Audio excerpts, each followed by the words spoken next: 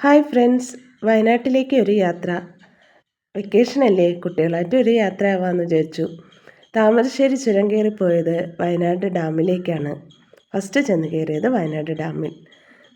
ബനാസുര Sagar dam, Kerala hydel tourism centre. അവിടെ എത്തി. അവിടെ ഒത്തിരി കറങ്ങി കാണാൻ തന്നെ ഉണ്ടായിരുന്നു. ഇതാണ് ഡാം.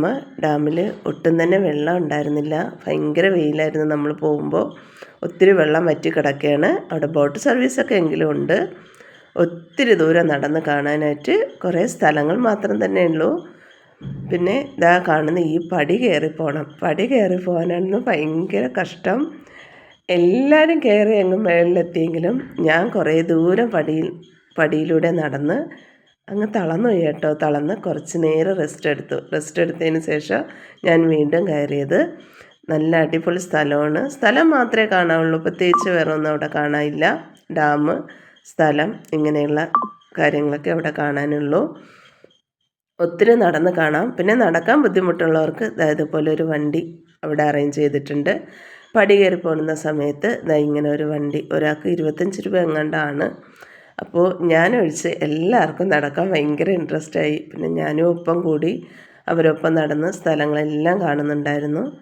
ഒത്തിരി തണൽ മരങ്ങളും അവിടെ നിന്നിരിക്കാൻ സൗകര്യങ്ങളും ഒത്തിരി സ്ഥലങ്ങൾ കാണാനും വേറെ ഉണ്ടായിരുന്നു. അതുപോലെ നല്ല വെയിലായിരുന്നു. പക്ഷേ വെയിലിൻ്റെ ചൂടൊന്നും അനുഭവിക്കേണ്ടി വന്നില്ല. നല്ല കാറ്റും ഉണ്ടായിരുന്നു. അതുകൊണ്ട് സുഖമായി നടന്നു. സ്ഥലങ്ങൾ മൊത്തം കണ്ടു. ഇപ്പം ഞങ്ങൾ നടന്ന് പോയിക്കൊണ്ടിരിക്കുന്നത് എവിടെയാണെന്നറിയോ?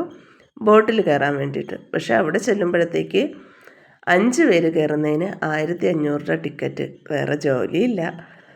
ജസ്റ്റ് ഒന്ന് ബോട്ടിൽ പോണവരെയും കണ്ട് കറങ്ങി ആ സ്ഥലങ്ങൾ മൊത്തം കറങ്ങി കണ്ടിട്ട് ഞങ്ങൾ തിരിച്ചിറങ്ങി. പ്രത്യേകിച്ച് അവിടെ വേറെ ഒന്നുമില്ല. എന്തെങ്കിലും വാങ്ങി കഴിക്കാനായിട്ട് ഒരു കടയോ അങ്ങനെ ഒന്നും തന്നെ ഇല്ല. ഒരു കടയുണ്ടായിരുന്നു, അവിടെ വെള്ളമായിരുന്നു. അവിടെ നിന്ന് 2-3 ബോട്ടിൽ വെള്ളവും വാങ്ങിച്ച് വീണ്ടും നടന്ന് സ്ഥലങ്ങൾ മൊത്തം കണ്ടിട്ട് തിരിച്ചു വന്നു. നടന്ന് ഒരു വഴിയായെന്ന് വേണമെങ്കിൽ പറയാം. കാരണം നടന്ന് കാണാൻ ഒത്തിരി ദൂരം ഉണ്ടായിരുന്നു. സൂപ്പറായിട്ടുണ്ടായിരുന്നു. സ്ഥലങ്ങളൊക്കെ കണ്ട് നടക്കാം. കാല് നന്നായി കഴയ്ക്കുകയും ചെയ്യും. എങ്കിലും ബനാസുര സാഗർ ഡാം കാണാൻ പറ്റി. ഇനി ഇവിടെ നിന്ന് നമ്മൾ പോകുന്നത് ഒരു വെള്ളച്ചാട്ടത്തിലേക്കാണ്. ആ വീഡിയോ അടുത്ത വരുന്നതാണ്. ഈ വീഡിയോ നിങ്ങൾക്ക് ഇഷ്ടമായെന്ന് കരുതുന്നു. ഈ വീഡിയോ കാണുന്നവർ ദയവായി ലൈക്ക്, സബ്സ്ക്രൈബും തരിക, ഒപ്പം സപ്പോർട്ടും തരിക. എല്ലാവർക്കും ഇഷ്ടമായല്ലോ അല്ലേ? ബനാസുര സാഗർ ഡാം. Thank you.